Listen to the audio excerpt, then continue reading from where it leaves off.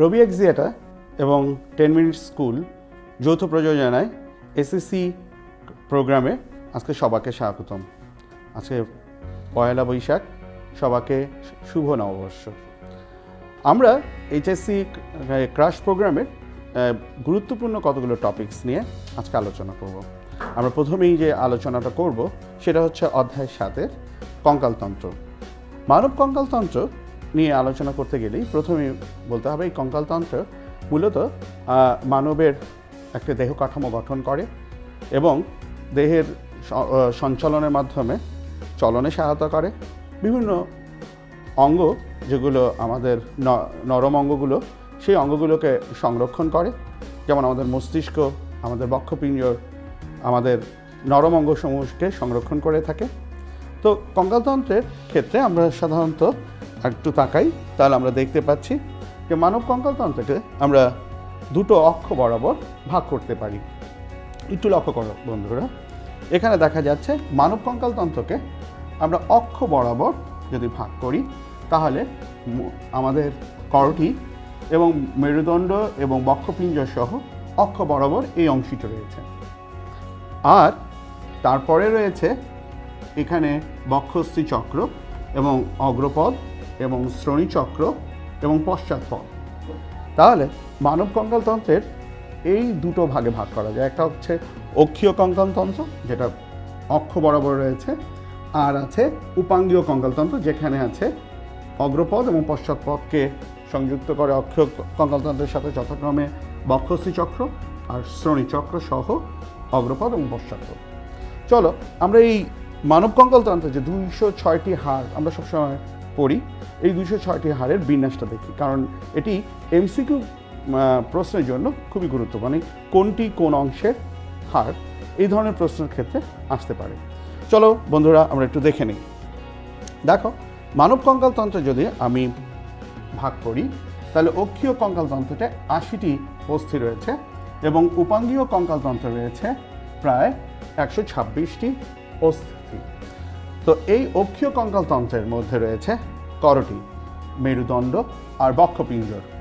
করটিতে আমাদের প্রায় 29টি অস্থি রয়েছে। আমরা একটু করটির অংশটা বলি, আমরা একটু লক্ষ্য করি, এই অংশটাকে আমরা বলি করটি। আর ক্রেনিয়াম বা করটিকা হচ্ছে শুধুমাত্র ব্রেইন বক্স, বা আমরা যেটাকে বলি মস্তিষ্ক সংরক্ষণ করে যে অস্থিগুলো দিয়ে, সেটাকে আমরা বলি করটিকা। তাহলে এখানে একটু লক্ষ্য করো, করটিকাতে এবং করটিকা এবং মুখমণ্ডলীয় অস্থি এই দুটো নিয়ে কিন্তু করটি গঠিত।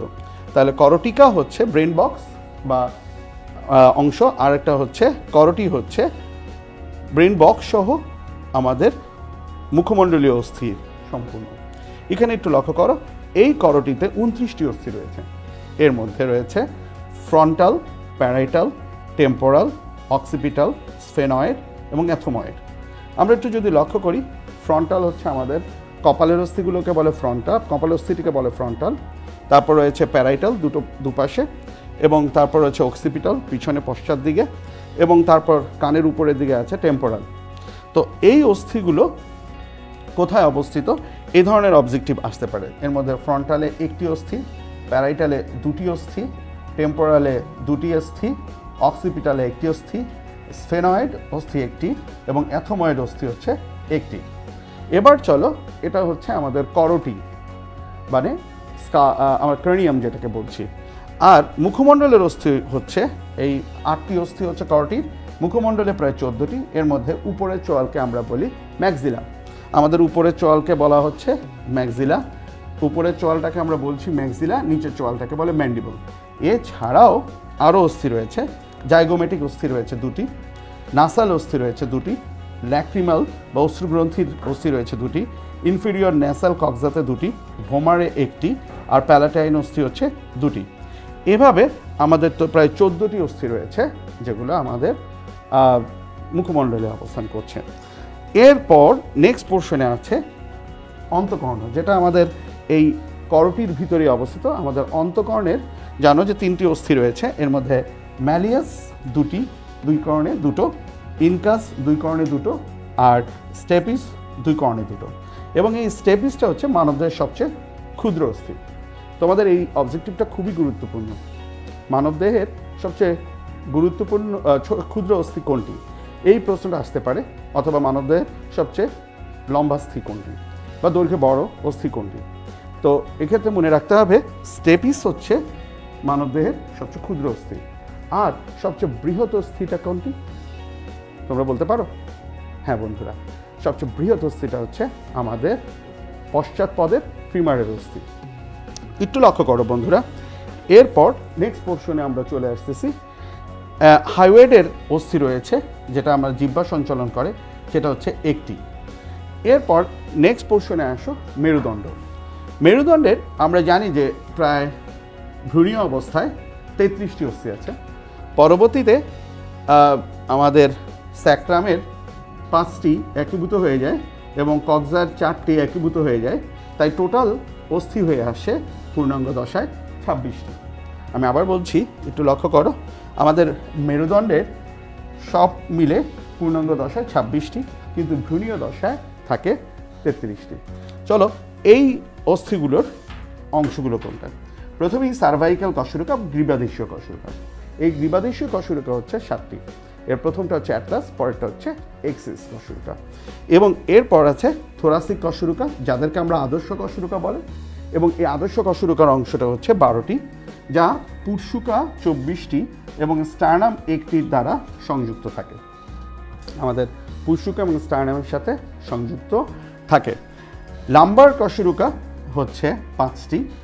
স্যাক্রাম বা শ্রোণীচক্রীয় কশেরুকা হচ্ছে 1টি, যেটা ভ্রূণী দশায় 5টি থাকে। আর কক্সাস কশেরুকা বা কক্সীয় কশেরুকা হচ্ছে 1টি, যা ভ্রূণীয় দশায় 4টি থাকে। বন্ধুরা, আমরা যদি একটু দেখি যে এই কশেরুকাগুলো কোনটি। প্রথমেই হচ্ছে এই অংশটি হচ্ছে আমাদের গ্রীবাদেশীয় কশেরুকা বা সার্ভাইকাল কশেরুকা। তারপর রয়েছে থোরাসিক কশেরুকা, এগুলোকে আমরা বলি আদর্শ কশেরুকা, যার সাথে আসলে প্রত্যেকটা একটা কশেরুকার যা যা রয়েছে তার প্রত্যেকটা অংশ রয়েছে, তাই এটাকে আদর্শ কশেরুকা বলা হয়। এবং তারপরে রয়েছে লাম্বার কশেরুকা, যেটা 5টি, যেটা কোমরদেশীয় কশেরুকা। এবং স্যাক্রাম বা শ্রোণীচক্রের সাথে যেটা সংযুক্ত করে, বিশেষ করে ইলিয়ামের সাথে সংযুক্ত করে, এই স্যাক্রাল কশেরুকা, যেটা ভ্রূণীয় অবস্থায় 5টি থাকে, পরবর্তীতে একীভূত হয়ে যায়। এবং কক্সাল কশেরুকা 4টি, যা ভ্রূণীয় দশায় 4টি থাকে, যা একীভূত হয়ে যায়। তো বন্ধুরা, এই কশেরুকাগুলো খুব গুরুত্বপূর্ণ। কশেরুকা কোনটি কোথায় আছে সেটা আমাদের জানা দরকার। এরপর নেক্সট পোর্শনে আমরা চলে আসি। আমরা এই বক্ষপিঞ্জরের যে 25টি অস্থি, যা বক্ষদেশীয় কশেরুকার সাথে সংযুক্ত, তার মধ্যে 25টি এর মধ্যে 24টি অস্থি, তার মানে দুদিকে 12টা করে রয়েছে পুরশুকাতে, এবং মাঝখানে রয়েছে আমাদের স্টার্নাম। এই স্টার্নামের মধ্যে অবশ্য মাইনোব্রিয়াম দেহ আর জিফয়েড প্রসেস, এই 3টি অংশ থাকে। তো আমরা যে বিষয়টা বুঝতে পেরেছি যে এই করটি, মেরুদণ্ড, বক্ষপিঞ্জর, এই অংশটা নিয়েই আমাদের অক্ষীয় কঙ্কালতন্ত্র, যেটার মধ্যে সর্বমোট 80টি অস্থি রয়েছে। এর পরের অংশটি একটু লক্ষ্য করো, 126টি অস্থি নিয়ে হচ্ছে উপাঙ্গীয় কঙ্কালতন্ত্র। তার মানে আমাদের হাত এবং পা উপাঙ্গ দুটো। এই উপাঙ্গীয় কঙ্কালতন্ত্র শুধু হাত এবং পা না, এর সাথে কক্ষীয় কঙ্কালতন্ত্রের সংযোগকারী আমরা পেলভিক গার্ডেল বা পেক্টোরাল গার্ডেল বা বক্ষস্থি চক্র, এবং আরেকটি হচ্ছে শ্রোণীচক্র বা পেলভিক গার্ডেল, সেটা দুটোকে দেখতে পাই।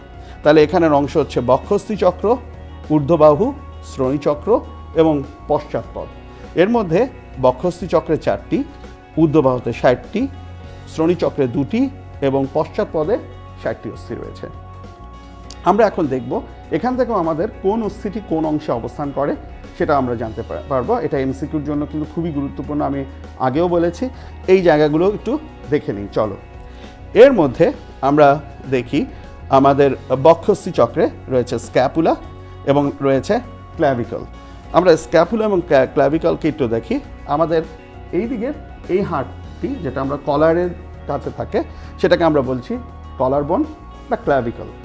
আর পিছনের দিকে যে ত্রিকোণাকার হাড়টা থাকে সেটাকে আমরা বলছি স্ক্যাপুলা, যেটা আমরা পশ্চাৎ দিকে এখান থেকে দেখতে পাচ্ছি। স্ক্যাপুলাটাকে ছবি আকারে দেখতে পাচ্ছি। এই ক্ল্যাভিকল এবং স্ক্যাপুলা আমাদের এখানে একটা চক্রের মতো গঠন করে।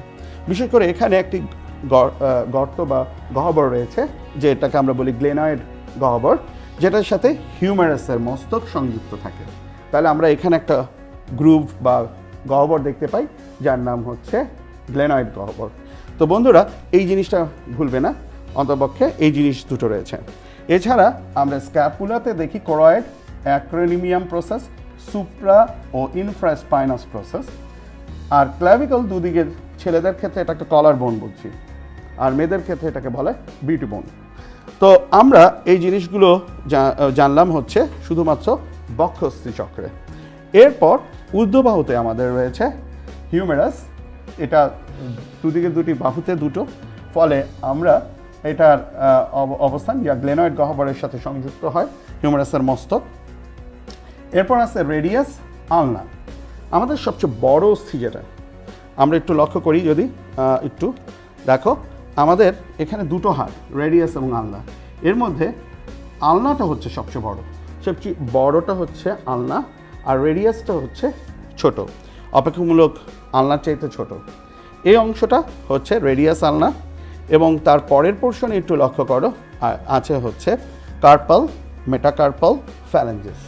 কার্পালটা হচ্ছে আমাদের কবজি, হাতের কবজিতে দুই সারিতে প্রায় আমাদের 8টি করে 16টি হাড় রয়েছে। এটা দুই সারিতে 8টি, প্রতিটি হাড়ে দুই সারিতে 8টি। মেটাকার্পাল হচ্ছে আমরা যে তালি দেই না, এই তালুর হাড়। তাহলে মেটাকার্পাল হচ্ছে প্রতিটি হাতে 5টি, ফলে টোটাল 10টি। আর আঙ্গুলের হাড়গুলোকে বলে ফ্যালেঞ্জেস। এখানে একটু লক্ষ্য করো, আমাদের 3টা করে ভাগ আছে এই 4টা আঙ্গুলে, আর বুড়ো আঙ্গুলে আছে 2টো। তাহলে 3 × 4 = 12, 13 = 14, প্রতিটি হাড়ে 14টি। আর এখানে একটু লক্ষ্য করো, দুদিকে 14 14 28টি, সর্বমোট আমাদের ফ্যালেঞ্জেস রয়েছে 28টি। এক্ষেত্রে আমাদের কোন অংশের দিয়েও এমসিকিউ করতে পারে, আবার এমনও হতে পারে যে সংখ্যা দিয়েও, যে কতটি হাড় থাকে বা প্রতি বাহুতে কতটি থাকে, এটাও দিয়েও, সংখ্যা দিয়েও অবজেক্টিভ কোশ্চেন আসতে পারে। এখন চলো আমরা শ্রোণীচক্রের হাড়ের ক্ষেত্রে একটু লক্ষ্য করি। এখানে আছে ইলিয়াম, ইস্চিয়াম এবং পিউবিস। আমরা একটু যদি লক্ষ্য করি শ্রোণীচক্রের মধ্যে একটু লক্ষ্য করি, আমাদের সবচেয়ে বড় যে অংশটা, বড় পাত আকারে যে অস্থিটি রয়েছে, এটার নাম হচ্ছে ইলিয়াম। আর সামনের দিকে আছে পিউবিস, আর পিছনের দিকে আছে ইস্চিয়াম। তাহলে আমরা দেখতে পাচ্ছি ইলিয়াম, ইস্চিয়াম হচ্ছে পিছনের দিকের পার্টটা, আর পিউবিকটা হচ্ছে সামনের দিকের অংশটা। এই ইলিয়াম, ইস্চিয়াম, পিউবিস একটি এবং আরেকটি অংশ মিলে এরা সর্বমোট 2টি অস্থি বিদ্যমান থাকে। এরা প্রথমে আলাদাভাবে ঢুলীয় অবস্থায় থাকে, কিন্তু পরবর্তী এই ইলিয়াম, ইস্চিয়াম, পিউবিস এরা একীভূত হয়ে হিপ বোন গঠন করে, ফলে আমাদের দুদিকে 2টো হিপ বোন গঠিত হয়ে থাকে। এরপর দেখো, আমরা পশ্চাৎপদের অস্থিগুলোর দিকে একটু তাকাই। পশ্চাৎপদের অস্থির মধ্যে সবচেয়ে বড় অস্থি এখানে বিদ্যমান। বন্ধুরা একটু লক্ষ্য করো, সবচেয়ে বড় অস্থি কোনটি? এই প্রশ্নের উত্তরটা আসবে, এই সবচেয়ে বড় অস্থি হচ্ছে ফিমার। সবচেয়ে বড় অস্থিটি হচ্ছে ফিমার। এই ফিমারটা এখানে অবস্থান, তারপর রয়েছে প্যাটেলা, তারপর রয়েছে টিবিয়া এবং ফিবুলা। এর মধ্যে টিবিয়াটা বড়, ফিবুলাটা ছোট, এবং যথাক্রমে এরপরে আছে টার্সাল, মেটাটার্সাল, ফ্যালেঞ্জেস। তো এক্ষেত্রে টার্সাল হচ্ছে গোড়ালির হাড়, আর পদতলের হাড়টা হচ্ছে মেটাটার্সাল, আর আঙ্গুলের হাড়গুলো হচ্ছে ফ্যালেঞ্জেস। তাহলে আমরা হাতের আঙ্গুলও ফ্যালেঞ্জেস, পায়ের আঙ্গুলও ফ্যালেঞ্জেস, শুধু ব্যতিক্রম হচ্ছে এখানে কার্পাল, মেটাকার্পাল, ফ্যালেঞ্জেস, আর পায়ে হচ্ছে টার্সাল, মেটাটার্সাল, ফ্যালেঞ্জেস। চলো এই অংশটা একটু লক্ষ্য করি। দেখো, ফিমার হচ্ছে মানবদের সবচেয়ে বড় অস্থি, টিবিয়া প্রতিপাশে 2টি করে, ফিবুলা 2টো করে, আর প্যাটেলাটা হচ্ছে আমরা যে আমাদের এখানে দেখি হাঁটু সন্ধির মধ্যে একটা গোলাকার অস্থি রয়েছে, এই অস্থিটার নাম হচ্ছে প্যাটেলা। এখন এই প্যাটেলাটা হচ্ছে পশ্চাৎপদের হাড়, ঠিক আছে? একটু লক্ষ্য করো, এই প্যাটেলাটা হচ্ছে 2টি, টার্সাল হচ্ছে দুপাশে 7টি 7টি 14টি, মেটাটার্সাল হচ্ছে 5টি 5টি 10টি, আর ফ্যালেঞ্জেস হচ্ছে হাতের আঙ্গুলের মতো, পায়ের আঙ্গুলেও 14 14 28টি। তো বন্ধুরা, এই চারটা যদি আমরা একটু লক্ষ্য করি, তাহলেই কিন্তু আমরা খুব সহজেই আমরা কোন অস্থিটি কোথায় অবস্থান করছে এবং তার সংখ্যা কয়টি আমরা খুব সহজেই পেরে যাব। তো এক্ষেত্রে আমরা এই চারটা দেখে যেতে পারি, এবং এই চারটার মাধ্যমে আমরা হয়তোবা অবজেক্টিভ পেয়ে যেতে পারি। এরপরে আসো একটি আদর্শ কশুরকার গঠন, সেটা আসে সবচেয়ে বেশি, আমরা এই অংশে যাচ্ছি। একটি আদর্শ কশুরুকা বলতে আমরা বুঝি যে একটা কশরুকার যা যা থাকা দরকার তার প্রত্যেকটা জিনিস আছে। এবং আমরা জানি যে কঙ্কালতন্ত্র তো ভ্রূণীয় মেসোডার্ম থেকে তৈরি, তো এরা কিন্তু আস্তে আস্তে দেখো যা যা থাকার কথা সেগুলো যা আছে সেটাকেই আমরা বলি আদর্শ কশরুকা, এবং বিশেষ করে বক্ষদেশী কশরুকাগুলো সব কিছুই বিদ্যমান থাকে।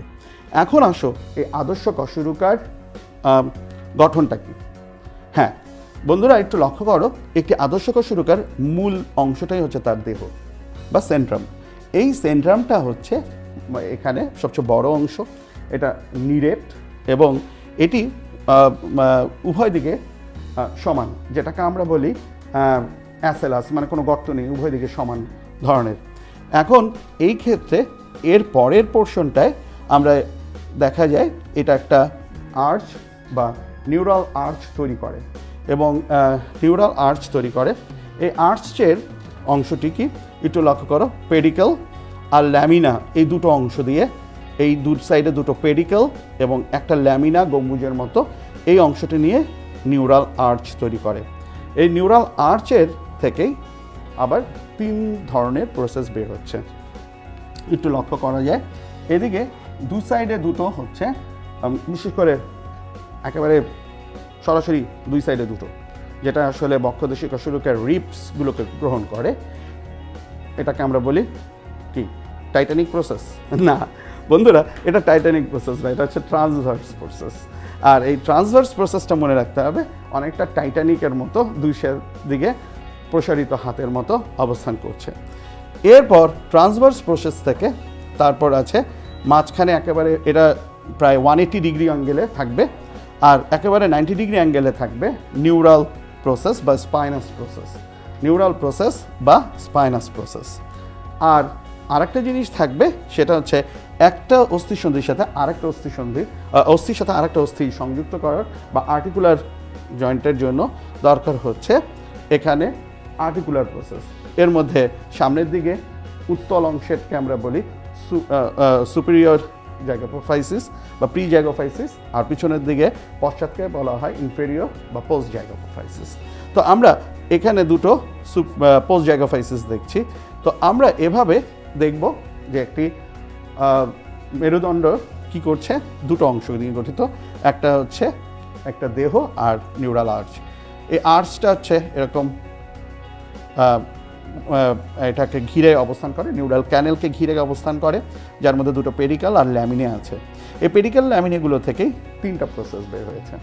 একটা হচ্ছে দুদিকে সমান্তরাল অবস্থায় 180 ডিগ্রি কোণে, এটাকে আমরা বলি ট্রান্সভার্স প্রসেস।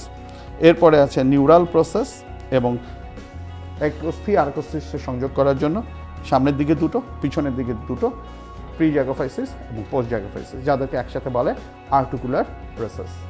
তো বন্ধুরা, আমরা এইভাবে একটি মেরুদণ্ডের গঠন জানতে পারবো। বন্ধুরা, তোমরা অন্যান্য বন্ধুদেরকে শেয়ার করে জানিয়ে দাও যে আজকে আমরা অধ্যায় 7-এর মানব দেহের কঙ্কালতন্ত্রের গঠন ও চলন অংশটি পড়াচ্ছি। তো যত পারো শেয়ার করে জানিয়ে দাও, এবং এর পরের সেশনেও আমরা কিন্তু জেনেটিক্স নিয়ে আলোচনা করব। অতএব সবাই কিন্তু খুব গুরুত্বপূর্ণ বিষয়গুলো এখানে আজকে আসবে, অতএব তোমরা সবাই একটু সবাইকে শেয়ার করে জানিয়ে দিও। এবার আসো অস্থি এবং তরুণাস্থির কথা বলবো। অস্থি এবং তরুণাস্থির পার্থক্য অনেক আগে থেকেই জানো, তবে আগে আমি খুব সংক্ষেপে বলে দিচ্ছি। অস্থি এবং তরুণাস্থির ক্ষেত্রে প্রথমে কিন্তু মানব ভ্রূণের সবগুলোই কিন্তু তরুণাস্থির মতো অবস্থায় থাকে, এবং এর হায়ালিন পদার্থ অবস্থান করে একটি উপাদান। তরুণাস্থির একটি উপাদান হচ্ছে হায়ালিন, এবং এরপরে মধ্যে যেটা করা হয়, এটা কার্টিলেজ তৈরি করতে থাকে। কার্টিলেজ আস্তে আস্তে অস্থি আসতে থাকে, অস্থি গঠন হতে শুরু করে। এখানে প্রথমে হচ্ছে মাঝখানে এবং দুপাশে, পরে আস্তে আস্তে দুই প্রান্তে অস্থিভূত হতে পারে থাকে, এবং ক্যালসিয়াম কার্বনেট জমা হতে থাকে। আস্তে আস্তে এটিই কিন্তু পুরো অস্থিটা গঠন করে ফেলে, আর দুই দিকে দুটো তরুণাস্থি থেকে যায়। এটা আমি অনেক সময় এভাবে বলি যে এক সময় পুরো দেশটা ছিল ফিলিস্তিন, আস্তে আস্তে আস্তে আস্তে ইসরায়েল এমনভাবে দখল করছে ভূমি যে আজকে ফিলিস্তিনের দুই মাথায় দুটি অংশ অবস্থান করছে। তো আসলে এইটাই হচ্ছে যে আর্টিকুলার কার্টিলেজ চলে গেছে দু মাথায়, এই তরুণাস্থি দু মাথায় থাকার কারণে আমাদের ঘর্ষণজাত ক্ষয় কম হয়। আমাদের জানো যে কোনো জিনিস যদি কাঠিন্যতা বেশি থাকে তার ভঙ্গুরতা বেশি থাকে, তাই যে অস্থির যদি সংযোগ থাকতো এখানে এক অস্থির সাথে আরেক অস্থির, তাহলে কিন্তু ঘর্ষণজাত ক্ষয় হতো। এই ক্ষয়টা প্রতিরোধ করার জন্য এর মাথায় তরুণাস্থি থাকে, কারণ তরুণাস্থি অপেক্ষাকৃত নরম এবং কোমল, এবং এর কারণে আমরা দেখি যে তরুণাস্থির কারণে ঘর্ষণজাত ক্ষয় কম হচ্ছে। এরপরে আমরা একটু চলে আসি নেক্সট পোর্শনটা, অস্থির গঠনগুলো কী কী। আমরা দু ধরনের অস্থি দেখি, একটা হচ্ছে নিরেট অস্থি। নিরেট অস্থি মূলত অস্থি কোষগুলো দেখা যায়, আর একটা হচ্ছে স্পঞ্জ অস্থি, যেটা মাঝখানে থাকে। এই মাঝখানগুলোর প্রান্তে মাঝখানে বোন ম্যারো থাকে, দুই প্রান্তে স্পঞ্জ অস্থিগুলো অবস্থান করছে। এই স্পঞ্জ অস্থিগুলোর মধ্যে কিন্তু কোনো অস্থিকোষ থাকে না। এখন এই অস্থিগুলো বিশেষ করে আমরা এই নিরেট অস্থিটার অংশে আমরা দেখতে পাই কতগুলো হ্যাভেশিয়ান তন্তু বা হ্যাভেশিয়ান সিস্টেম উপস্থিতি। হ্যাভেশিয়ান সিস্টেম বা অস্টিয়ন বলি আমরা এদেরকে, মানে অস্থির একক, এবং এই এককগুলোর মধ্যে আমরা একটা মাঝখানে সেন্ট্রাল হ্যাভেশিয়ান ক্যানেল থাকে, যার মধ্যে ধমনী, শিরা এবং স্নায়ুতন্ত্রের অংশ বিদ্যমান থাকে, এবং তাকে কেন্দ্র করে অনেকটা মাকড়সার জালের মতো কতগুলো ল্যাকুনি থাকে। এই ল্যাকুনি বা গর্তগুলোর মধ্যে ল্যাকুনি রয়েছে। এই ল্যাকুনিগুলো আবার একটার সাথে আরেকটা ক্যানেলিকুলির মাধ্যমে সংযুক্ত হয়। প্রত্যেকটা ল্যাকুনির ভিতরেই অসংখ্য অস্থিকোষ বিদ্যমান থাকে বা অস্টিওসাইট বিদ্যমান থাকে, এবং প্রত্যেকটি অস্টিওসাইট পরস্পরকে সংযোগ করে। এরপরে আমরা একটু দেখতে চাই তো আরেকটি কথা বলে নেই, সেটা হচ্ছে অস্থির বাইরের আবরণকে বলা হয় পেরিঅস্টিয়াম। অস্টিও মানে অস্থি, আর কন্ড্রো মানে তরুণাস্থি। তাহলে অস্টিও হচ্ছে, পেরিঅস্টিয়ামটা হচ্ছে অস্থির বাইরের আবরণ। এবার চলো আমরা তরুণাস্থির কথা বলি। আমাদের অনেকগুলো অংশ হচ্ছে তরুণাস্থি। এর মধ্যে বন্ধুরা বলতে পারো তরুণাস্থি কোথায় আছে? হ্যাঁ, আমরা একটু আগেই দেখেছিলাম যে অস্থির, বড় বড় অস্থির দুই মাথায় বা সংযোগকারী অংশে তরুণাস্থি বিদ্যমান থাকে। তাহলে এই তরুণাস্থি তো এখানেও রয়েছে। আর কোথায় কোথায় আছে? হ্যাঁ, কানের পিনা, নাকের তরুণাস্থি ছাড়াও আমাদের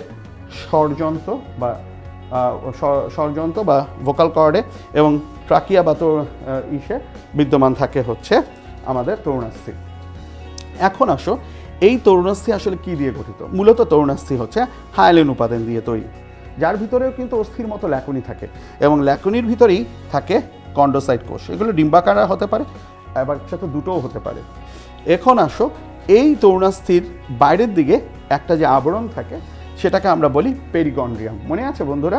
আমরা অস্থির বাইরের আবরণকে বলছি পেরিঅস্টিয়াম, আর তরুণাস্থির বাইরের আবরণকে বলছি তরুণাস্থির বাইরের আবরণকে আমরা বলছি পেরিকন্ড্রিয়াম।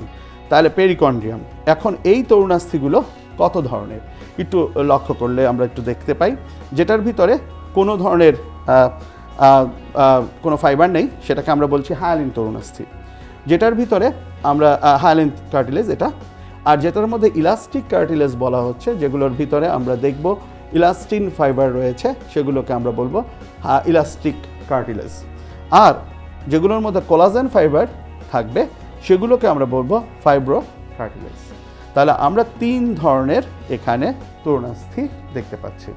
তাহলে আমরা পার্থক্য যদি করতে যাই তো অস্থি এবং তরুণাস্থি, তাহলে দেখব যে আমরা তরুণাস্থি কিন্তু অনেক মানে ভ্রূণীয় অবস্থা তৈরি হয়, আর তার রূপান্তর ঘটে হচ্ছে অস্থিতে। এবং এর ক্ষেত্রে আরও কিছু পার্থক্যের মধ্যে অন্যতম একটা হচ্ছে, তো অস্থি হচ্ছে অস্টিওসাইট কোষ দিয়ে, তরুণাস্থি কন্ডোসাইট।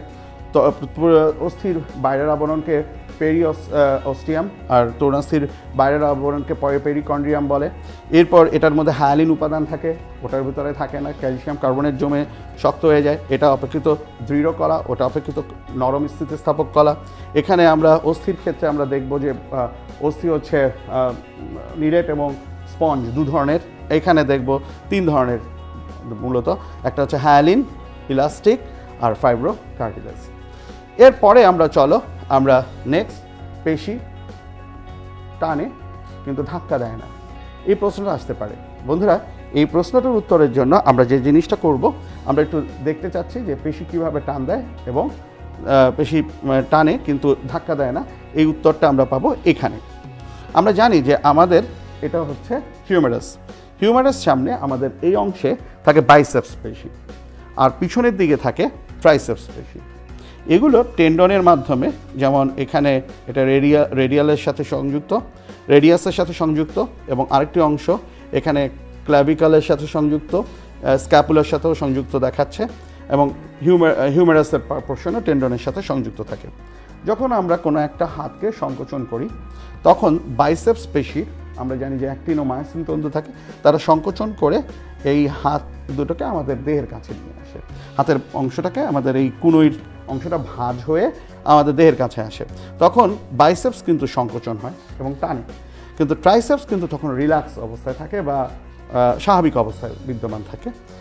আবার যখন আমরা সোজা করি তখন বাইসেপস স্বাভাবিক অবস্থায় যায় কিন্তু ধাক্কা দিচ্ছে না, কিন্তু ট্রাইসেপস তখন সংকোচন করে ফেলে, এবং সংকোচন করার কারণে তখন আমরা কি করি, আবার সোজা হয়ে যায়। এবং ট্রাইসেপসের কারণে আমরা দেখব যে এটা সংকোচনের কারণে দেখা যায় এটা সোজা হয়ে আসে। ঠিক আছে? তো বাইসেপস এবং ট্রাইসেপস পেশির সংকোচন প্রসারণ একটা গুরুত্বপূর্ণ বিষয়।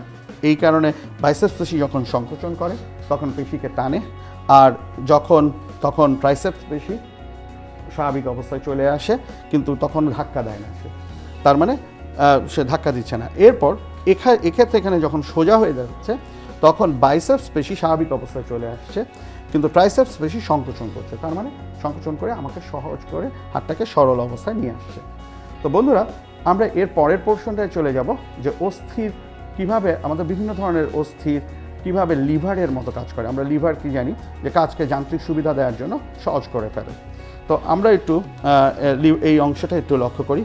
আসো আমরা একটা লিভারের পোর্শনে একটু দেখে নিই। এই ভিডিওটা অন করতে হবে, একটু লক্ষ্য করি, দেখি। এখানে বলবাহু, এখানে পিভেট, ফালাক্রম, আর এখানে ভারবাহু।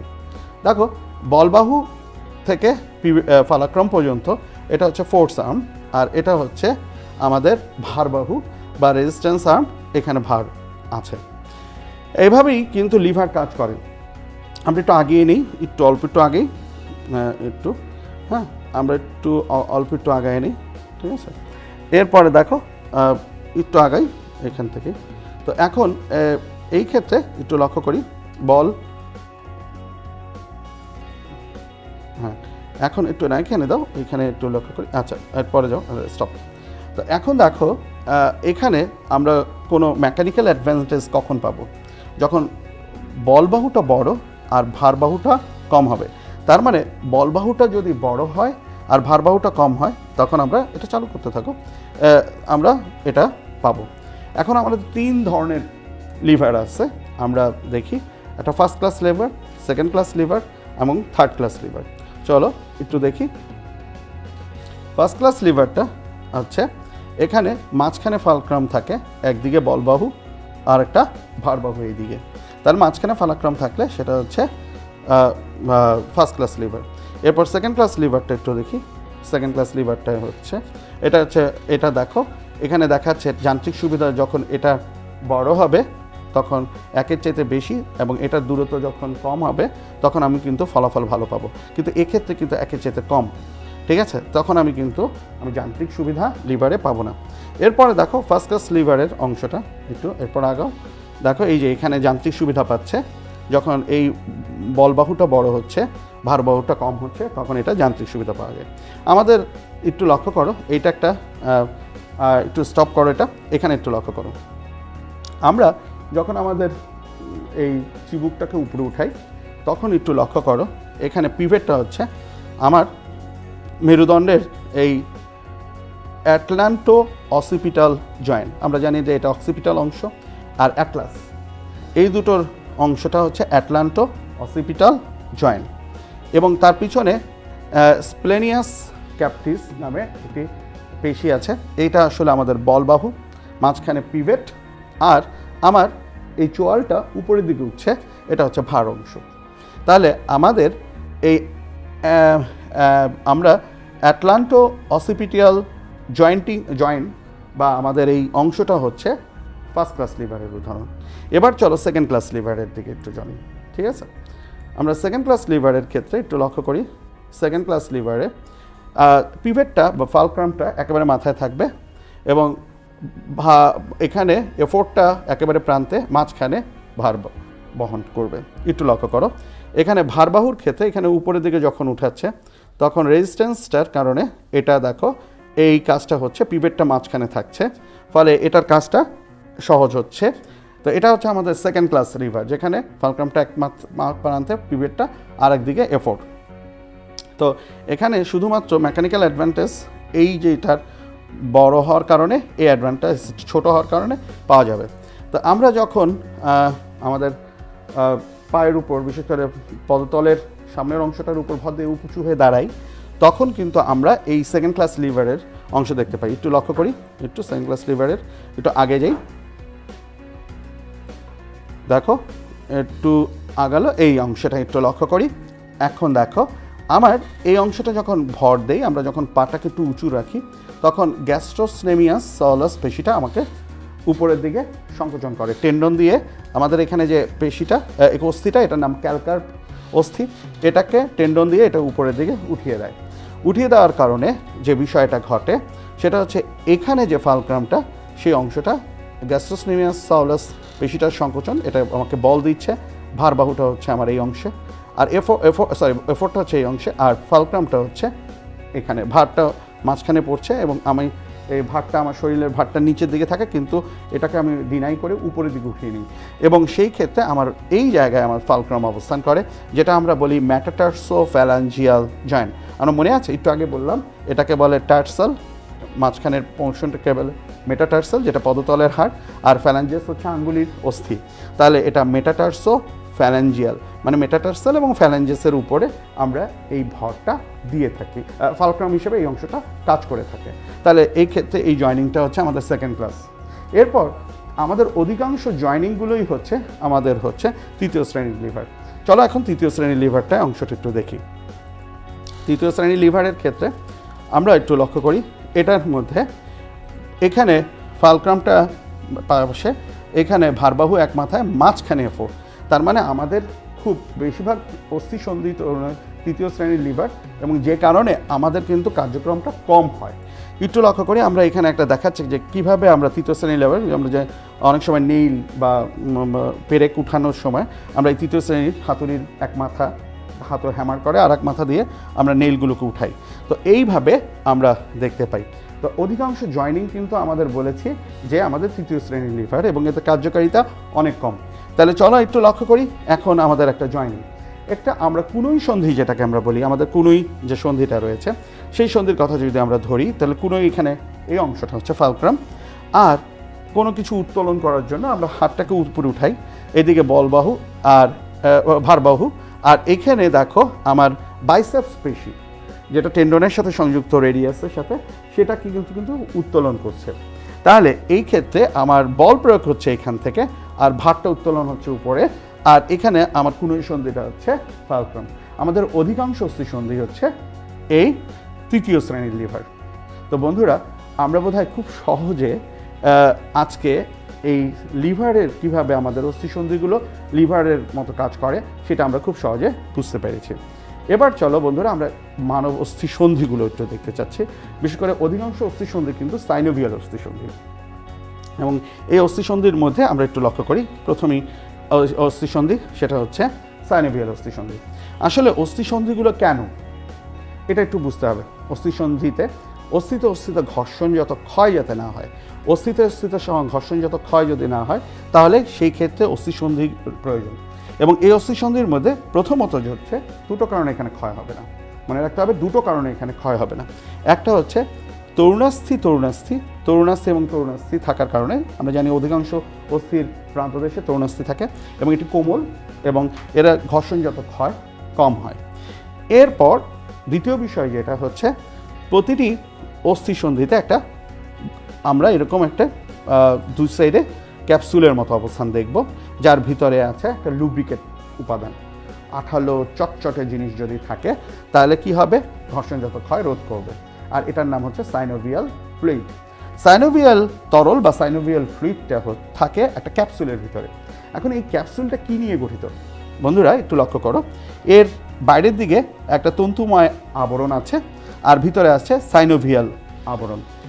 এই দুটো মিলে আমরা আর্টিকুলার ক্যাপসুল বা সাইনোভিয়াল ক্যাপসুল গঠন করতে দেখি এবং এই ক্যাপসুলটা থাকার কারণেই ভিতরে কিন্তু একটা লুব্রিকেট সাবস্টেন্স থাকতে পারে এবং এই আঠালো চটচটে জিনিস থাকার কারণে আমাদের ঘর্ষণজাত ক্ষয় হয় না। এবং অস্থিতে আরও একটা জিনিস আছে, অস্থিতে বাইরের দিকে আমাদের লিগামেন্ট থাকে। লিগামেন্ট হচ্ছে অস্থিতে সংযোগকারী একটি যোজক কলা। তাহলে এই লিগামেন্ট থাকার কারণে আমাদের অস্থি বিভিন্ন দিকে ভাঁজ হয়, কোনো ঘর্ষণজাত ক্ষয় হয় না। এখন এই ধরনের সাইনোভিয়াল জয়েন্টগুলো কত ধরনের এটা একটু দেখব। আমরা একটা ভিডিওতে যাচ্ছি, একটু লক্ষ্য করো। আমরা এর পরের পোর্শনে আমরা দেখো এখানে মানুষের বিভিন্ন অস্থি সন্ধির জয়েনিং এবং এর মধ্যে আমরা কত ধরনের সাইনোভিয়াল জয়েনিং দেখতে পাই। যেমন প্রথমটাই হচ্ছে এরকম সাইনোভিয়াল অস্থি সন্ধি দেখাচ্ছে। আমরা জানি যে প্রত্যেকটা অস্থির মাথায় তরুণাস্থি রয়েছে। এটা প্রথমটাই হচ্ছে বলকোটর সন্ধি। আমাদের এই স্কন্ধ সন্ধি এবং আমাদের উরু সন্ধি এ ধরনের বলকোটর সন্ধি। এই বলকোটর সন্ধিগুলোর কারণে আমরা বিভিন্ন দিকে আমাদের হাত পা নাড়াতে পারি, বিশেষ করে অস্থির সংযোগগুলোর জায়গায় ঘোরাতে পারি। এরপর হচ্ছে কবজা সন্ধি। আমাদের বাড়ির কবজা অনেকটা এরকম, এটা কিন্তু 180 ডিগ্রি পর্যন্ত যেতে পারে। তাহলে আমাদের কুনুইটা কিন্তু 180 ডিগ্রি পর্যন্ত যেতে পারবে, অথবা হাঁটুর সন্ধিটা 180 ডিগ্রি অ্যাঙ্গেল পর্যন্ত যেতে পারবে, এর বেশি কিন্তু যেতে পারবে না। তাহলে এই ক্ষেত্রে আমরা এটা কবজা সন্ধি দেখতে পাই। এরপরে আছে সমতল সন্ধি, পিভেট সন্ধি। এটা হচ্ছে অ্যাটলাস আর এক্সিসটা দেখো এভাবে, অ্যাটলাসের অংশটা এক্সিসের অংশটা অ্যাটলাসের উপরে এভাবে বসে থাকে। অনেকটা আমাদের গ্রামের বাড়িতে দরজা আটকানোর জন্য পিভেট করি, এই পিভেটটা দিয়েই আলাদা একটা তক্তা বসায় ওটাই। এরপরে আছে কন্ডাইলের সন্ধি। কন্ডাইল এক ধরনের সাইনোভিয়াল অস্থি সন্ধি। আমাদের হাতের কবজা এবং আমাদের পায়ের গোড়ালির অংশে যে অস্থিসন্ধিগুলো রয়েছে সেগুলো হচ্ছে এই ধরনের অস্থিসন্ধি। এরপর স্যাডেল অস্থিসন্ধি, যেটা হচ্ছে একটার মধ্যে আরেকটা এভাবে বসে। আমার আঙ্গুলের অস্থিসন্ধিগুলো বিশেষ করে জয়েনিংগুলো হচ্ছে স্যাডেল অস্থিসন্ধি। তো বন্ধুরা, আমাদের এই অস্থিসন্ধি এবং অস্থিসন্ধির প্রকারভেদ এগুলো কিন্তু আসবে।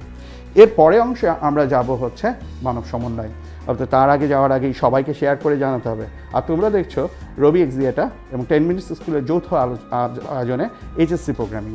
আমি আশা করি সবাইকে শেয়ার করে তোমরা বেশি বেশি করে সবাইকে জানাও যে আজকে আমাদের গুরুত্বপূর্ণ বিষয়গুলো নিয়ে, বিশেষ করে এইচএসসি প্রোগ্রামিংয়ে খুব গুরুত্বপূর্ণ বিষয়গুলো নিয়ে আলোচনা হচ্ছে। এখন আসো বন্ধুরা, আমরা এর পরের স্লাইডে চলে আসব। এর পরের স্লাইডে আমরা একটু দেখি মানব স্নায়ুতন্ত্রের কথা বলবো। মানব স্নায়ুতন্ত্রের মধ্যে একটু লক্ষ্য করো, মানব স্নায়ুতন্ত্রের অংশ হচ্ছে কেন্দ্রীয় স্নায়ুতন্ত্র আর একেবারে প্রান্তীয় স্নায়ুতন্ত্র। আমাদের কেন্দ্রীয় স্নায়ুতন্ত্রের অংশটা আমি যদি পিছন দিক দিয়ে ফিরি তাহলে দেখবা আমার মস্তিষ্ক আর স্পাইনাল কর্ড এরকম করে চলে গেছে। এটা হচ্ছে আমাদের কেন্দ্রীয় স্নায়ুতন্ত্র বা আমাদের সেন্ট্রাল নার্ভ সিস্টেম। আর মস্তিষ্ক থেকে কতগুলো কর্টেক্স স্নায়ু বের হয়ে আসছে এবং সুষুম্না কাণ্ড থেকে জোড়ায় জোড়ায় সুষুম্না স্নায়ু বের হয়ে আসছে। হ্যাঁ বন্ধুরা, এই কর্টেক্স স্নায়ু এবং সুষুম্না স্নায়ুর পার্থক্য আসতে পারে। তো আমরা কিন্তু এটাকে একটু পার্থক্য আকারে একটু দেখতে চেষ্টা করব। হ্যাঁ, কর্টেক্স স্নায়ুর কিন্তু উৎপত্তি হচ্ছে মস্তিষ্ক থেকে, আর সুষুম্না স্নায়ুর উৎপত্তি হচ্ছে সুষুম্না কাণ্ড থেকে জোড়ায় জোড়ায়। এবং কর্টেক্স স্নায়ুগুলো হচ্ছে আমাদের 12 জোড়া আর সুষুম্না স্নায়ু হচ্ছে টোটাল 31 জোড়া। ঠিক আছে, এই জিনিসটা একটু খেয়াল রাখতে হবে। এবং কর্টেক্স স্নায়ু কিন্তু একটি স্নায়ুমূল বিদ্যমান থাকে আর সুষুম্না স্নায়ুতে দুটি স্নায়ুমূল বিদ্যমান থাকে। কর্টেক্স স্নায়ু দেহের মুখমণ্ডলীয় অংশে এবং বিশেষ করে বেশিরভাগ ক্ষেত্রে মুখমণ্ডলীয় অংশে বিস্তৃত, আর সুষুম্না স্নায়ুগুলো দেহের প্রান্তীয় অংশগুলোতে বিস্তৃত। তো মূল বিষয় যেটা হচ্ছে দেখো, এটা মূলত এই অংশগুলোতে আমাদের মুখমণ্ডলীয় অংশে বিস্তৃত এবং এগুলো হচ্ছে দেহের প্রান্তে বিভিন্ন অংশে বিস্তৃত থাকে। তো আমরা এর পরের বিষয় যেটা হচ্ছে আমরা চলে যাচ্ছি স্নায়ুকোষ। আমাদের কর্টেক্স এই স্নায়ুতন্ত্রটা পুরোটাই কিন্তু কতগুলো স্নায়ুকোষ দিয়ে তৈরি এবং এই স্নায়ুকোষে আসতে পারে স্নায়ুকোষের গঠন একক কী, এই প্রশ্নটা আসতে পারে। এবং একটা ক্ষেত্রে তোমরা জানো যে স্নায়ুকোষের গঠন একককে বলা হয় কি নেফ্রন? না বন্ধুরা, এটাকে বলে নিউরন। এখন এই নিউরনের গঠনটা একটু লক্ষ্য করি। নিউরনের গঠন অংশে আমরা যদি দেখি তাকাই, তাহলে এক্ষেত্রে একটি স্নায়ুকোষ থেকে প্রায় 1 মিটার লম্বা এবং এই কোষ কিন্তু কখনোই বিভাজন হতে পারে না, কারণ হচ্ছে এর সেন্ট্রোজোম থাকে। এর নিউক্লিয়াসটা অনেক বড় থাকে। এর মূলত দুটো অংশ, একটা হচ্ছে দেহকোষ বা সোমা আর একটা হচ্ছে অ্যাক্সন। এখন এই সোমার ভিতরে নিউক্লিয়াস থাকে এবং সাইটোপ্লাজম ঘিরে রাখে এবং চতুর্দিকে অসংখ্য ডেনড্রাইট বিদ্যমান থাকে। এর ভিতরে কিছু দানা আকারের উপাদান থাকে যার নাম হচ্ছে নিসল দানা। মূলত ধারণা করা হয় এই নিসল দানাগুলোই হচ্ছে আমাদের স্নায়ু উদ্দীপনা বহন করে থাকে। এরপর এর ভিতর দিয়ে চলে যায় অ্যাক্সন। অ্যাক্সনকে ঘিরে থাকে কতগুলো শীট। এই বিশেষ করে অ্যাক্সনকে ঘিরে থাকে অ্যাক্সোলেমা, তারপর থাকে মায়োলিন শীট এবং তারপর থাকে নিউরোলেমা। চলো আমরা একটু লক্ষ্য করি। এটা হচ্ছে যদি অ্যাক্সন হয় তাহলে মায়োলিন শীট ঘিরে আছে এবং পরে বাইরের দিকে কিন্তু নিউরোলেমা গঠন ঘিরে থাকে। তাহলে প্রত্যেকটা অ্যাক্সন এরকম করে কতগুলো মায়োলিন শীট দিয়ে তখন ঘিরে থাকে এবং এর ভিতরে একটা করে কোষ নিউক্লিয়াস যুক্ত থাকে। এই ধরনের কোষগুলোকে আমরা বলি সোয়ান সেল। এখন মূল বিষয় যেটা হচ্ছে আমরা একটু লক্ষ্য করি যে র্যানভিয়ারের পর্ব নামে একটা অংশ থাকে যেখানে মায়োলিন শীট থাকে না, মানে যেখানে মায়োলিন শীট থাকবে না সেই জায়গায় আমরা দেখি এরকম দুটো র্যানভিয়ারের পর্ব থাকবে। এখন এখানে থেকে একটা অবজেক্টিভ আসতে পারে যে কোথায় নিউরোলেমা ও অ্যাক্সোলেমা একীভূত হয়ে যায়, তাহলে সেটা উত্তরটা হবে র্যানভিয়ারের পর্ব। ঠিক আছে বন্ধুরা, তাহলে এই থেকে আমরা এই ধরনের একটা অংশ পেতে পারি। আর এটা জানো যে একটি স্নায়ুকোষের ডেনড্রাইট আর একটা টেলোডেনড্রাইট একসাথে যুক্ত হয়ে সাইনাপস তৈরি করে। অনেক সময় ছোট প্রশ্নের আসতে পারে সাইনাপস কি, তাহলে এই জিনিসটাও তোমাদের জন্য খুবই গুরুত্বপূর্ণ। এবার আসো আর একটা প্রশ্ন ছোট আসতে পারে, সেটা হচ্ছে 1 কি 2 নম্বর জ্ঞানমূলক বা আমরা ইসের ক্ষেত্রে দেখতে পাবো। সেটা হচ্ছে ম্যানিঞ্জেসটা কি। ম্যানিঞ্জেসটা হচ্ছে আমাদের মস্তিষ্কে জানো যে স্কাল দিয়ে ঘেরা থাকে, তারপর এর ভিতরে ডুরাম্যাটর এবং পায়াম্যাটর নামে দুটো অংশ আছে। একটা ডুরাম্যাটর বাইরের দিকে থাকে আর একটা হচ্ছে পায়াম্যাটর ভিতরে, এবং এর মধ্যে পায়াম্যাটরের ভিতরে রক্তজালিকাগুলো বিদ্যমান থাকে। এই ডুরাম্যাটর এবং পায়াম্যাটর নিয়েই হচ্ছে ম্যানিঞ্জেস। এবার আসো মানব মস্তিষ্কের অংশ এবং মানুষ মস্তিষ্কের অংশগুলো কোনটির অংশ কোনটি এবং এর কাজ কি এগুলো কিন্তু পড়তে হবে। তাহলে চলো মানব মস্তিষ্কের অংশটা কী কী আমরা একটু লক্ষ্য করি। এটা যে পুরো মানব মস্তিষ্কের অংশের মধ্যে দেখো সবচেয়ে বড় অংশটি হচ্ছে সেরিব্রাল হেমিস্ফিয়ার বা আমরা কে বলি সেরিব্রাম, আর এই পিছনের এটাকে বলে সেরিবেলাম, পশ্চাৎ মস্তিষ্কের। তাহলে আমরা এই পুরো মস্তিষ্কে 3টা ভাগে ভাগ করব, অগ্র, মধ্য, পশ্চাৎ। এর মধ্যে সবচেয়ে বড় অংশটা হচ্ছে সেরিব্রাল হেমিস্ফিয়ার। মানুষের 2টো সেরিব্রাল হেমিস্ফিয়ার থাকে এবং সেটা কর্পাস ক্যালোসাম দ্বারা সংযুক্ত থাকে।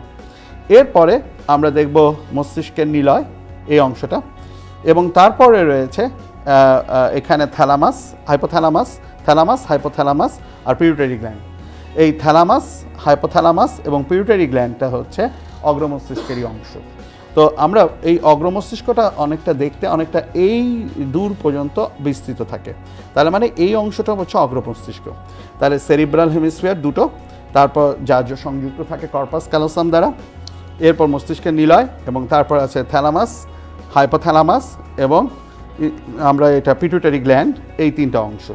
তাহলে এই পর আমরা দেখব মধ্য মস্তিষ্কের অংশ।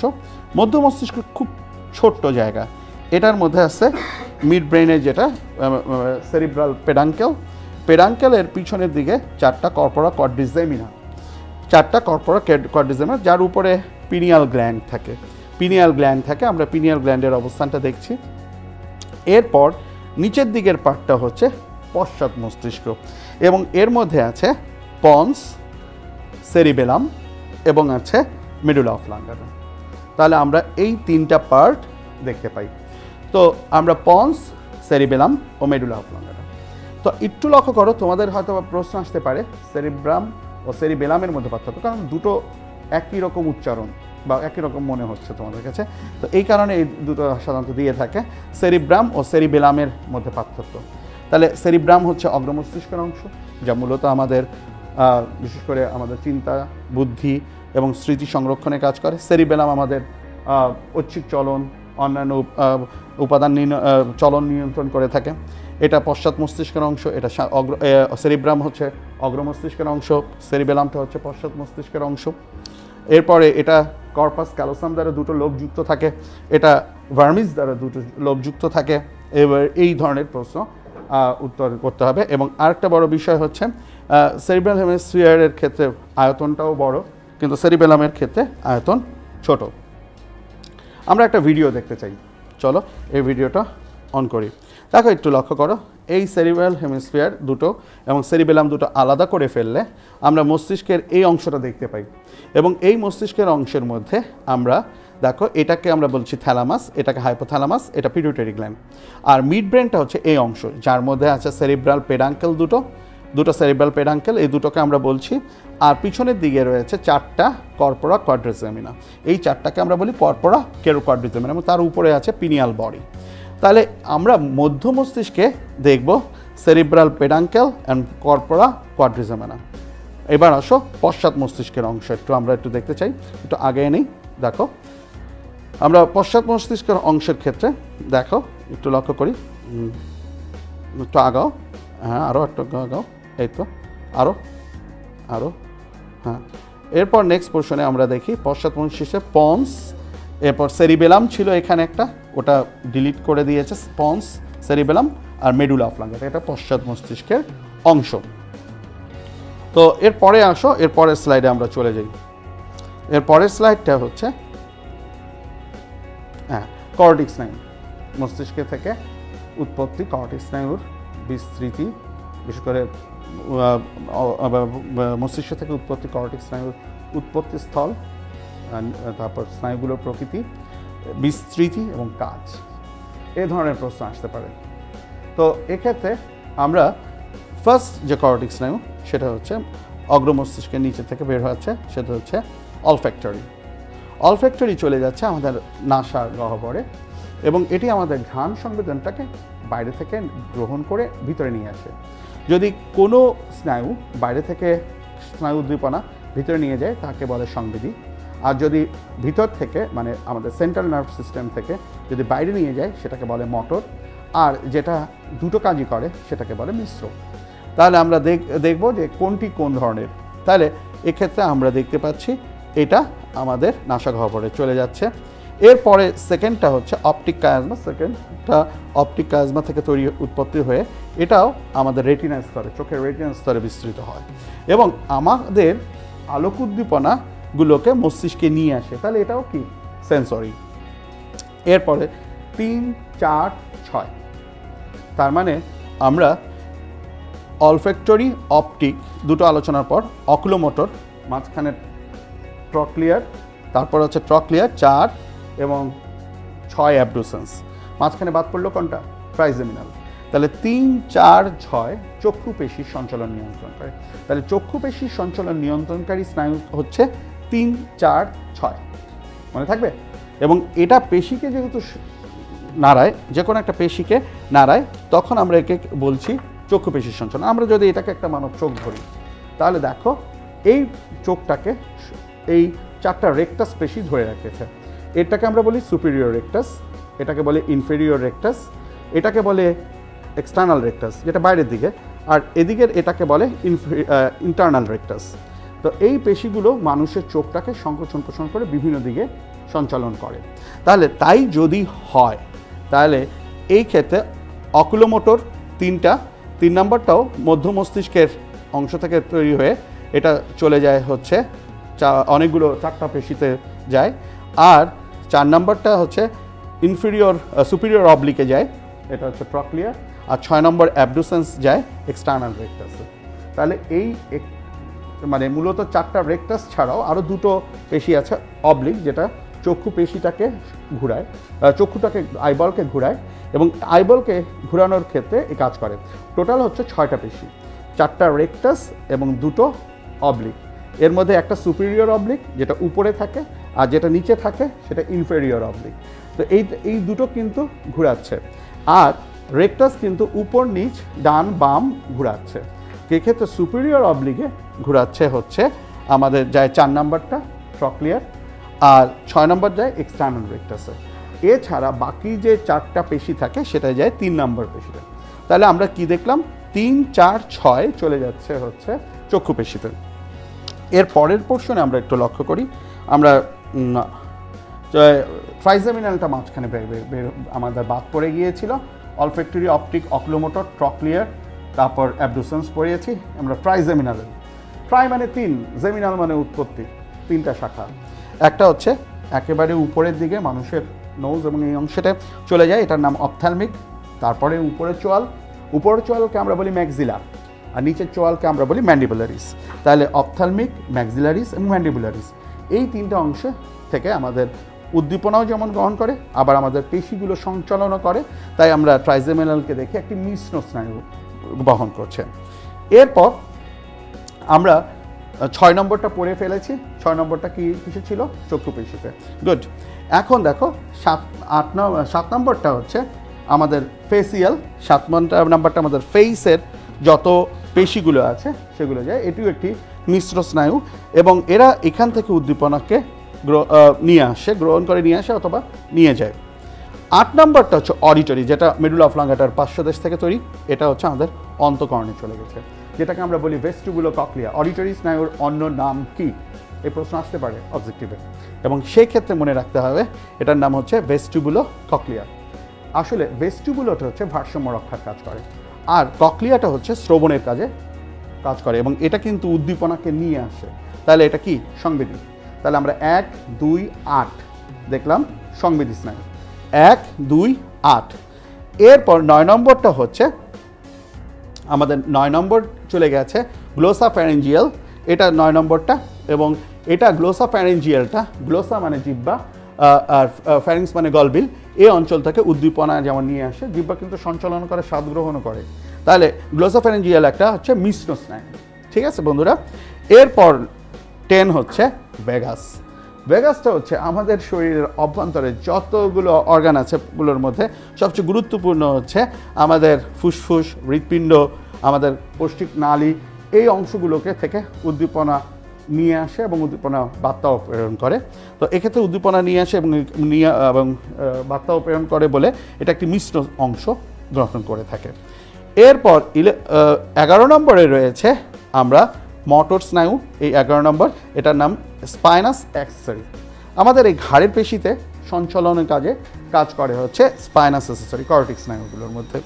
এবং হাইপোগ্লোসাল, হাইপো মানে জিহ্বা, গ্লোসা মানে জিহ্বা, হাইপো মানে নিচে, জিহ্বার নিচে যে চলে যায়, এটাও একটা মোটর স্নায়ু যে জিহ্বা সঞ্চালনে সাহায্য করে থাকে।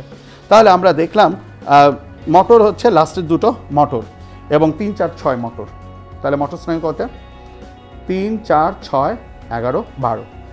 আর সংবেদী স্নায়ু কত? 1, 2, 8। ঠিক আছে? আচ্ছা, বাকিগুলো হচ্ছে মিশ্র স্নায়ু। আরেকটা জিনিস খেয়াল করবা, এই মেডুলা অবলাঙ্গাটা থেকে প্রায় 8টা কর্টিক স্নায়ু উৎপত্তি হয়। প্রায় 8টি কর্টিক স্নায়ুর উৎপত্তি হয়। বন্ধুরা, তোমরা কিন্তু দ্রুত শেয়ার করবে, এবং আমরা নেক্সট এপিসোডে আমরা অবশ্যই জেনেটিক্সের উপর আলোচনা করব। অতএব তোমরা শেয়ার করে জানিয়ে দাও সবাইকে যে আমরা মেন্ডেলের সূত্র যে কঠিনটা সেটা কত সহজভাবে উপস্থাপন করা যায়, সেটা আমরা নেক্সট এপিসোডে রেখেছি। অতএব দ্রুত শেয়ার করবে। এর পরের পোর্শনে আসো, আমরা আর2 অংশ দেখি যে রিফ্লেক্স অ্যাকশন। এইটা প্রতিপত্তি ক্রিয়া। এই প্রতিপত্তি ক্রিয়া করা কিন্তু আমাদের অহরহ করছি। যেমন আমি বারবার চোখ নামাচ্ছি পিছিয়ে, কোনো একটা গরম পাত্রে যদি আমার হাত লেগে যায় সরিয়ে ফেলছি, এটা কিন্তু আমাদের মস্তিষ্ক জানে না। এটার কাজ করে, নিয়ন্ত্রণ করে হচ্ছে সুষুম্না কাণ্ড। সুষুম্না কাণ্ডর ভিতরে একটা গ্রে ম্যাটারটা ভিতরের দিকে, বাইরের দিকে হোয়াইট ম্যাটারটা থাকে। তার মানে হোয়াইট ম্যাটারটা হচ্ছে অ্যাক্সন, আর গ্রে ম্যাটারটা হচ্ছে সোমা, দেহকোষ নিয়ে গঠিত। কিন্তু আবার মস্তিষ্ক কিন্তু বিপরীত, মস্তিষ্কের বাইরের দিকে কিন্তু গ্রে ম্যাটার, ভিতরের দিকে হোয়াইট ম্যাটার। কিন্তু স্পাইনাল কর্ডের এটা কিন্তু বাইরের দিকে হোয়াইট ম্যাটার আর ভিতরের দিকে গ্রে ম্যাটার।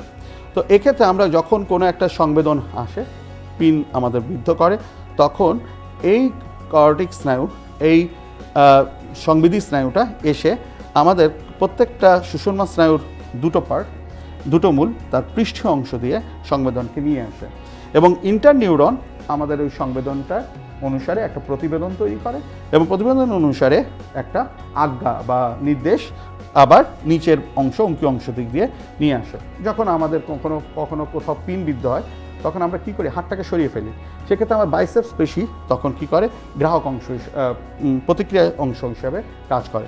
তাহলে গ্রাহক অংশ হচ্ছে যে আঙ্গুলটায় আমার পিন বিঁধলো, সেটা গ্রাহক অংশ, সেটার টেলোডেনড্রাইট থেকে আমাদের এসে এখানে একটা অ্যাক্সন সোমা থাকে, এই সোমা থেকে আবার চলে আসে আবার একটা অ্যাক্সন, এবং এখানে একটা ইন্টারনিউরন থাকে যে কি করে এই উদ্দীপনা গ্রাহক অংশ থেকে আসার পর সংবেদী স্নায়ুর মাধ্যমে উপরের পৃষ্ঠীয় অংশটা থেকে সংবেদী স্নায়ুর মাধ্যমে এই ইন্টারনিউরন সেই প্রতিবেদনটা গ্রহণ করে।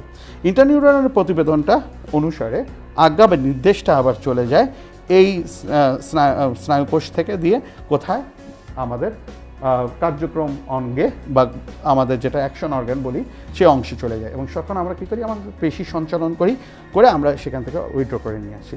এটা 1/10 সেকেন্ডে সম্পন্ন হয়। তো এই প্রক্রিয়াটাকে আমরা বলি রিফ্লেক্স বা প্রতিবর্তী ক্রিয়া, রিফ্লেক্স অ্যাকশন বা প্রতিবর্তী ক্রিয়া। এর পরের বিষয়টা হচ্ছে মানব চোখ। মানব চোখের ক্ষেত্রে সবচেয়ে গুরুত্বপূর্ণ বিষয় যেটা মনে করবা যে এক্ষেত্রে এখানে স্ক্লেরা, এই সাদা অংশটা সামনের দিকে যখন আসে তখন এটা ট্রান্সপারেন্ট হয়ে যায় এবং তৈরি করে কর্নিয়া। এরপর কোরাকয়েড অংশ, যেটা কিন্তু অসংখ্য রক্তজালক সমৃদ্ধ, যেটা সামনের অংশে এসে একবার আইরিশ তৈরি করে আর একটা সাসপেন্সরি লিগামেন্ট, এবং তার সাথে লিগামেন্ট দ্বারা একটা লেন্সকে ঝুলে রাখে। তো এই ক্ষেত্রে আমরা দেখি কোরাকয়েডের অংশের দিকে সামনের দিকে এসে দুটো অংশ তৈরি করে, একটা আইরিশ আর সিলিয়ারি পেশি, সাসপেন্সরি লিগামেন্ট এবং লেন্স আর একটা অংশ। আর ভিতরের দিকের স্তরটা রেটিনা, যার মধ্যে রডং কোষ, কোন কোষ থাকে, বিশেষ করে কোন কোষের সবচেয়ে সেরা যে অংশটা সেটা হচ্ছে আমরা পিতবিন্দু বা ফোবিয়া সেন্ট্রালিস বলি, এই অংশই মূলত ইমেজটা গ্রহণ করে এবং তারপর সেটা এখানে অপটিক নার্ভ দিয়ে চলে যায়। তবে যেখানে কখনোই ইমেজ তৈরি হয় না সেটা হচ্ছে অপটিক নার্ভের গোড়ায়, এই অংশটাকে আমরা বলি অন্ধবিন্দু। এই পুরো লেন্সটা এইটাকে দুটো চেম্বারে ভাগ করেছে। সামনের চেম্বারে একটা তরল থাকে, যে তরলটার নাম অ্যাকুয়াস হিউমার, আর ভিতরের চেম্বারে থাকে ভিট্রিয়াস হিউমার। তাহলে আমরা মানব চোখের ক্ষেত্রে গঠনের ক্ষেত্রে অক্ষিগোলকগুলোর সামনের অংশের পরিণতিগুলো যদি একটু লক্ষ্য করি তাহলে খুব সহজভাবে আমরা পড়তে পারবো। এছাড়া চোখে আমরা ল্যাক্রিমাল গ্ল্যান্ড এবং অশ্রুনাশা নালী, এই দুটো সহকারী অংশ হিসেবে দেখতে পাবো। মানব চোখের ক্ষেত্রে যদি আমরা অ্যাকোমোডেশন বা উপযোজনের কথা বলি তাহলে আইরিশ কিন্তু একটা কাজ করে। যেমন উজ্জ্বল আলোতে আইরিশ প্রসারিত হয়, পিউপিলটা ছোট হয়ে আসে, আর অন্ধকারে কি হয়, আইরিশটা বড় হয়, আইরিশটা সংকুচিত হয়, পিউপিলটা বড় হয়। আমরা খুব ভালো করে দেখার চেষ্টা করি, এটা একটা অ্যাকোমোডেশন। আর একটা অ্যাকোমোডেশন লেন্সের বক্রতার ব্যাসার্ধকে পরিবর্তন করা। যখন দূরে থেকে হয় তখন লেন্স তার বক্রতার ব্যাসার্ধটাকে কমিয়ে দেয়, ফলে আমার ফোবিয়া সেন্ট্রালিসে এসে আমাদের ইমেজটা পড়ে। আর যখন আমাদের খুব কাছে থেকে দেখতে হয় তখন লেন্সের বক্রতার ব্যাসার্ধটা বেড়ে যায় এবং ফলশ্রুতিতে আমরা কি করি, তখন আমরা দেখতে পাই এভাবে। তো আমাদের এই ক্ষেত্রে চোখের বিষয়টা আমরা একটু দেখতে পাবো। তাহলে আমরা একটু লক্ষ্য করি, মানব চোখের ক্ষেত্রে আমরা এই যে স্ক্লেরার পার্টটা দেখতে পাচ্ছি, এটা একটা স্ক্লেরা। এই স্ক্লেরার সামনের অংশটা কিন্তু স্বচ্ছ, তাই না? এই সামনের অংশ স্বচ্ছ হচ্ছে কর্নিয়ায় পরিণত হচ্ছে। এরপরে নেক্সট পার্টটায় আমরা দেখব কোরাকয়েড। কোরাকয়েডটা কিন্তু দেখো, এটা আমরা স্ক্লেরাকে সরিয়ে ফেলছি, তারপরে আছে কোরাকয়েড। কোরাকয়েডের সামনের অংশ কিন্তু আইরিশ এবং আইরিশের পরে ভিতরের দিকে অংশটা তৈরি করে। তাহলে আমরা এভাবে কিন্তু আইরিশ এবং তারপরে সাসপেন্সরি লিগামেন্ট এবং সিলিয়ারি বডি, সাসপেন্সরি লিগামেন্ট এবং লেন্স তৈরি করে। তো আমরা এভাবে দেখতে পাবো। এর পরের পোর্শনে আসো, আমরা যাচ্ছি মানব কর্ণ। এই কানের ক্ষেত্রে একটু লক্ষ্য করো, আমাদের কানের পিনাটা আসলে এটা কনভার্জেন্ট করে বা শব্দ তরঙ্গগুলোকে একমুখী করে, এটাকে অভিমুখী, অপসারী না, এটা হচ্ছে অভিমুখী। এবং করার পরে এটা বহি অডিটরি মিটাসের ভিতর দিয়ে টিম্প্যানিক মেমব্রেনকে ভাইব্রেট করে। এরপরে মধ্যকর্ণে আছে ম্যালিয়াস ইনকাস স্টেপিস, সবচেয়ে ক্ষুদ্র হয় কিন্তু স্টেপিস। এটা হচ্ছে বায়ু মাধ্যম থেকে এটা কঠিন মাধ্যমে যায়। কঠিন মাধ্যমে কেন যায়? কারণ শব্দের বেগ বেশি। একটু লক্ষ্য করো, এছাড়াও এদিকে মধ্যকর্ণের সাথে একটা ইউস্টিশিয়ান ক্যানেলের মাধ্যমে মুখ গহ্বরের সাথে সংযুক্ত থাকে। এখন এর পরে থাকে আমরা এই অংশটা একটু লক্ষ্য করি, এটা একটা ককলিয়া, আর এইদিকে আছে তিনটা সেমি সার্কুলার ক্যানেল। এই নিচের অংশটুকু কিন্তু মূলত শ্রবণ, আর উপরের অংশটা কিন্তু ভারসাম্য রক্ষা করে। তাহলে এই ক্ষেত্রে শ্রবণের ক্ষেত্রে একটু লক্ষ্য করো, আমরা একটু লক্ষ্য করি এই জায়গায় এই ককলিয়াটা তিনটা ভাগ করে। একটা হচ্ছে রেসনারের ঝিল্লি আর একটা বেসিলারের ঝিল্লি। তো আমরা এখানে একটু লক্ষ্য করি, এটা রেসনারের ঝিল্লি আর এটা হচ্ছে বেসিলারের ঝিল্লি, ফলে 3টা চেম্বারে ভাগ করেছে। এখন এই ককলিয়ার ভিতর দিয়ে উপরের অংশটা থেকে, বিশেষ করে এখানে ওভাল উইন্ডো আছে, এটা থেকে যখন যায়, ওভাল উইন্ডো থেকে যায়, তখন আমরা একটু লক্ষ্য করি, দেখো কানের ক্ষেত্রে আমরা মানব কর্ণের ক্ষেত্রে ওভাল উইন্ডোর ক্ষেত্রে যখন যাবে একটু দেখে আমরা একটু লক্ষ্য করি, এখানে এই ওভালিস দিয়ে যখন যায় তখন একটা ভেস্টিবুলার ক্যানেল দিয়ে যাচ্ছে, ক্যানেল দিয়ে যায়, আবার একেবারে ককলিয়ার মাথায় থাকে হলিকোট্রিমা, সেখান থেকে ঘুরে আবার ফিরে আসে। এবং এই ক্ষেত্রে এখানে একটা রাউন্ড উইন্ডো আছে, এটা ফেনেস্টা ওভালিস, এটা ফেনেস্টা রেটান্ডা। এই রাউন্ড উইন্ডো দিয়ে বের হয়ে এসে এই ইউস্টিশিয়ান ক্যানেলের মাধ্যমে মুখ গহ্বরে শব্দটা শোষিত হয়ে যায়। তাহলে এই ক্ষেত্রে শব্দটা এখানে পরিভ্রমণ করে কেন?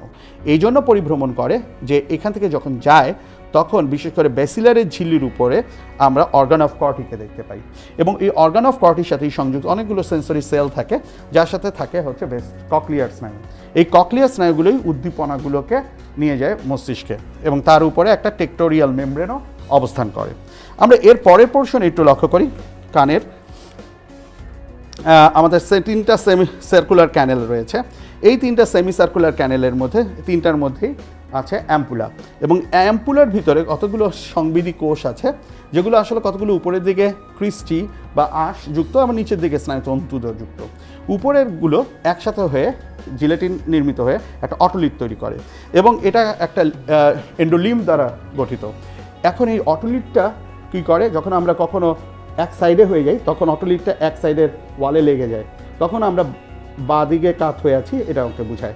আবার যখন আমরা ডান দিকে কাত হই তখন অটোলিটটা স্থির থাকে, এই চেম্বারটা লেগে যায়, তখন আমাদের কি হচ্ছে আমরা বুঝতে পারি যে আমরা ব্যালেন্স নেই। তো এভাবেই আমরা অন্তঃকর্ণ আমাদের বিশেষ করে দুটো অংশ, একটা হচ্ছে ককলিয়ার আমাদের শ্রবণের কাজ করে, আর 3টে সেমিসার্কুলার ক্যানেলে কি করে আমাদের ভারসাম্য রক্ষার, বিশেষ করে অ্যাম্পুলাটা ভারসাম্য রক্ষা করে, যার ভিতরে থাকে অটোলিট। তো বন্ধুরা, আমরা আমাদের এই 1 ঘন্টার আলোচনায় আমরা দুটো চ্যাপ্টারেরই গুরুত্বপূর্ণ কিছু জিনিস করার চেষ্টা করেছি। তোমরা আশা করি নেক্সট এপিসোড সেটার মধ্যে আমরা আরও কিছু গুরুত্বপূর্ণ, বিশেষ করে জেনেটিক্সের পার্টটা আমরা দেখাবো। তো আশা করি সবাইকে শেয়ার করে জানিয়ে দাও, এবং আবার দেখা হচ্ছে রাত 9টায়।